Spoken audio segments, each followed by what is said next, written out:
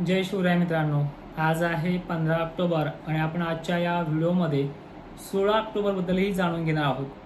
मित्रांनो, वातावरण गरमीचं झालंय आणि ठिकठिकाणी पावसाला देखील सुरुवात झाली आहे। छत्रपती संभाजीनगरची व्याप्ती उत्तरेकडे मात्र 10%च राहिली, पण उर्वरित भागाच्या दक्षिणेकडे ती 25%वरती पोहोचली। त्यामुळे पैठण सारख्या ठिकाणी आणि गंगापूरच्या काही बहुतांश ठिकाणी तो पाऊस ऍक्टिव्ह झाला आहे। दक्षिण महाराष्ट्रात जी आपण 70% व्याप्ती सांगितली, सांगली, सोलापूर, पुणे अशा भागांमध्ये, बीडमध्ये पण जी काही 30% व्याप्ती आहे ती झाली आहे। नांदेडमध्ये सुद्धा व्याप्ती 30% ते 40% सांगितली, पण त्या पद्धतीने तो पाऊस झाला नाहीये। किनवट वगैरे भागात तो झालाय। लातूरमध्ये सुद्धा टक्केवारीनुसार तो पाऊस झाला नाहीये, मात्र त्या टक्केवारीच्या विरोधात काही ठिकाणी चांगला पाऊस झालाय आणि अशा प्रकारचं हे वातावरण आजचा 15 ऑक्टोबरचं पार पडलंय। आपण जाणून घेऊया 16 ऑक्टोबर बद्दल। 16 ऑक्टोबरला महाराष्ट्रातल्या शेतकऱ्यांना धाक आहे की नाही किंवा कशा पद्धतीचं वातावरण राहील या संदर्भात जाणून घेऊयात। आणि एक सगळ्यात महत्त्वाचं, हरभरा उत्पादक शेतकऱ्यांसाठी किंवा ज्वारी उत्पादक शेतकऱ्यांसाठी हा व्हिडिओ सगळ्यात महत्त्वाचा ठरणार आहे, कारण की एक चक्रीवादळ मागच्या 2-4 दिवसापूर्वी आपण त्या व्हिडिओमध्ये उल्लेख केलाय, त्याप्रमाणे ते दक्षिण भारताकडे तमिळनाडू असेल, कर्नाटक असेल, तेलंगणा भरपूर घेणार आहे। त्यामुळे मराठवाडा पुन्हा 25 तारखेच्या आतमध्ये 22 तारखेच्या पुढे 22 ते 25 ऑक्टोबरच्या दरम्यान दक्षिण मराठवाडा, दक्षिण भागांना परत एकदा तो टेन्शन मात्र वाढवणार आहे। पण या 16 पासून ते 21 पर्यंत आपल्याला संधी मोठी मिळते काम करण्यासाठी। त्या संधीबद्दल आज आपण या व्हिडिओमध्ये बोलूयात। तर ठीक आहे, तर आजचा पाऊस नाशिककडेही वळणार आहे। नाशिकच्या पूर्व भागांमध्ये वगैरे तो पडणार आहे। जशी टक्केवारी 30च्या आतमध्ये सांगितली, 20-25च्या हिशोबामध्ये त्याप्रमाणे हिशोबाने चालेल।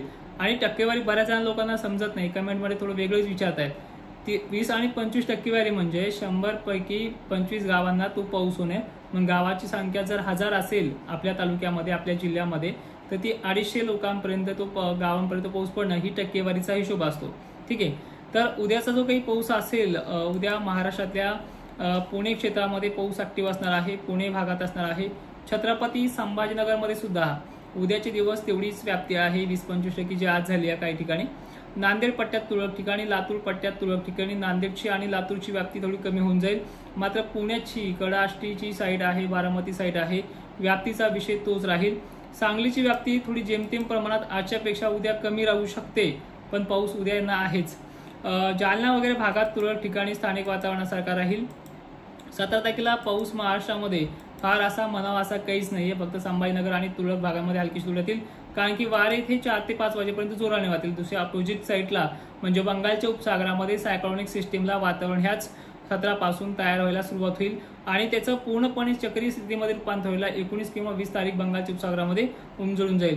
त्यामुळे 16 तारखेपासून ते 20 तारखेपर्यंत आपल्याला कामं करण्यासाठी एक वातावरण खानदेशसाठी, विदर्भासाठी, मराठवाड्यासाठी चांगलं मिळतंय।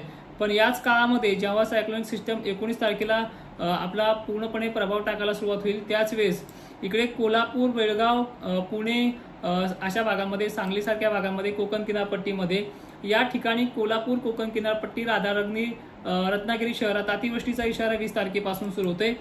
21 तारखेपासून पाऊस हा कमी होणार नाहीये। ठीक आहे, जो काही 16 पासून ते 21 पर्यंत कमी होतोय ना, तो पाऊस मराठवाड्यामध्ये, विदर्भामध्ये आणि खानदेशमध्ये 16 पासून म्हणजे उद्यापासूनच तो कमी होतोय आणि 20-21ला वातावरण परत एकदा सक्रिय होईल। ते पण सक्रिय करत असताना, वातावरण निर्माण होत असताना तो आपला सोलापूर आणि कोल्हापूर हा जिल्हा निवडेल। नांदेडमध्ये लालसर आभाळ, धुरकट धुळी वगैरे हे चालूच असणार आहे आणि एक्झॅक्टली पहिला पाऊस 21 किंवा 22 नांदेड क्षेत्रामध्ये, चंद्रपूरमध्ये, गोंदिया वगैरे भागामध्ये, वर्ध्यामध्ये, लातूर, सोलापूरला परत एकदा जोरदार पावसाची आगमन होणार आहे। व्याप्ती सध्या तरी मॉडेलनुसार ती आता जशी झाली तशीच आहे, पण ही सायक्लोनिक सिस्टीम आहे। चक्रीवादळाचं जे काही निर्माण होऊन जे काही तेलंगणा वगैरे भागात येईल ना, याचा प्रभाव थोडा अधिक राहण्याची शक्यता आहे। सेम एक्झॅक्टली सांगायचं म्हणलं तर 2-3 वर्षापूर्वी असं झालं होतं की हरभऱ्यामध्ये गवत होणं, खराब होणं, काही ठिकाणी शेतकऱ्यांनी ते हरभरे मोडले होते। ती वेळ सुद्धा या लातूरकरांना, सोलापूरकरांना येऊ शकते। मग याचा वेगळा अर्थही निघू शकतो, मग आम्ही पेरायचं नाहीये का? तर मित्रांनो, शेती हा व्यवसाय असा आहे, ते काही शटर लावून केलेला धंदा नाहीये। त्यामुळे तुम्हाला रिस्क घ्यावीच लागतील। अशा वातावरणाचे टफ लाईन्स वगैरे दक्षिण महाराष्ट्राकडनं बनत राहतील। त्यामुळे विदर्भाला तरी असा फार मोठा त्रास नाहीये। 10-20% भाग वगळता खानदेश असेल, विदर्भ असेल, मराठवाड्यातही जालना वगैरे, संभाजीनगर वगैरे परिसरामध्ये फार त्रास नाहीये। पण याच्यामध्ये त्रासेच्या तुलनेमध्ये जे आपण दक्षिण महाराष्ट्र म्हणतोय, दक्षिण मराठवाडा म्हणतोय, ज्याचा समावेश सांगलीपासून सोलापूर, सोलापूरपासून बीडचा दक्षिणेकडील भाग, लातूर आणि नांदेड, यवतमाळ, चंद्रपूर हे जे काही कोपऱ्यातले जिल्हे आहेत, बाउंड्री लगतचे तेलंगणा, छत्तीसगड आणि कर्नाटक, या बाउंड्री लगतच्या जिल्ह्यांना या टप्प्यामध्ये थोडाफार का होईना त्रास झालाय. पुढच्या टप्प्यामध्ये याच्यापेक्षाही अधिक होण्याचा अंदाज आहे. पण ह्या त्रासापोटी किंवा ह्या वातावरणापोटी आपण आपलं जे काही नियोजित काम आहे ते करायचं आहे. मग आता 16 पासून ते 20 पर्यंत आपण काम कसं करू शकतो किंवा कामाचं नियोजन कसं राहू शकतो हे मात्र व्यवस्थितपणे थोडक्यामध्ये सांगण्याचा प्रयत्न करतोय. मित्रांनो, उद्या वातावरण आजच्या पेक्षा दुप्पट कमी होऊन जाईल. ढगाळ येईल, एखाद-दोन फटकारे पडतील, प्रत्येक जिल्ह्यामध्ये थोडं मराठवाड्यातल्या होऊन जाईल. पण त्याचा अर्थ 95%च्याही आतमध्ये येतोय दक्षिण महाराष्ट्र आणि विषय म्हणजे खानदेश आणि विदर्भ. दक्षिण महाराष्ट्रात उद्या जर बघितलं आपण 16 तारखेला तर पाऊस आहे, नाही म्हणत नाहीये, कारण की तो आपण परवा दिवशी सुद्धा सांगितलेला आहे. मग त्याच्यामध्ये पुणे येतोय, संभाजीनगर काही ठिकाणी येतोय, वारे दुपारनंतर सुद्धा झुळूक टाईपमध्ये वाहू शकतात. अहिल्यानगर पण येतो, त्यामध्ये थोडाफार प्रमाणामध्ये स्थानिक वातावरणासारखा तो पडेल सुद्धा. नांदेड सुद्धा स्थानिक वातावरणासारखा पाऊस आहे. व्याप्तीचा विषय जर बघितला तर 10 ते आसपास 10 ते 15% वारीनुसार येऊ शकतो आणि स्थानिक वातावरण थोडं जास्त बनलं तर त्याचा 5-10% प्रभावही पडू शकतो. तर याच्यामध्ये पुणे आहे, बारामती आहे, पुणे वगैरे परिसर आहे. आता धुळ्यातलं आणि नंदुरबारचं, जळगावचं, बुलढाण्याचं जर चित्र बघितलं आपण मित्रांनो, ज्या भागामध्ये पावसाचा जोर जास्त नाहीये त्या भागाचं लक्ष थोडं केंद्रित का करत नाहीये, कारण की त्या भागामध्ये टेन्शन कमी आहे, तिथे पावसाचं प्रमाण खूप कमी आहे.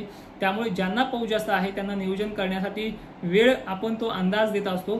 त्यामुळे असं समजू नका की आमच्या भागाकडे दुर्लक्ष नाहीये. ठीक आहे, तर आता फक्त नियोजन करायचंय शेतकऱ्यांनी. उद्या म्हणजे 16 तारखेला अहिल्यानगरकरांनी, पुणेकरांनी, थोडंफार नांदेड आणि लातूरच्या उदगीर, सावंतवाडी, संभाजीनगरच्या कन्नड, बदनापूर वगैरे, त्यानंतर जालन्यातल्या तुरळक भागांमध्ये थोडंसं कामाचं नियोजन करायचं आहे. मात्र उर्वरित महाराष्ट्राला फारसा मोठा धाक नाहीये या भागांचं वगळल्याच्या नंतर. आणि जसं तुम्हाला मी सुरुवातीला सांगितलंय मध्यंतरी, तसंच पुन्हा सांगतोय की 22 ऑक्टोबरच्या पुढे 20-21ला तर कोकण किनारपट्टी आणि कोल्हापूर, सांगलीचा पाऊस आहेच नंतर 4 दिवसाच्या ब्रेक नंतर.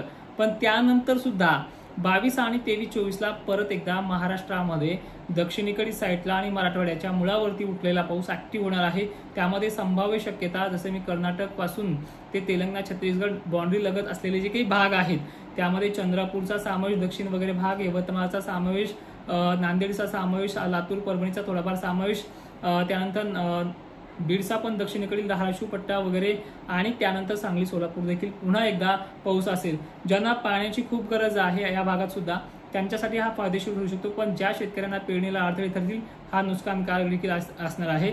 मित्रांनो, जे घडणार आहे ते सांगतो किंवा आम्ही सांगितलं म्हणून तो पाऊस येत नसतो.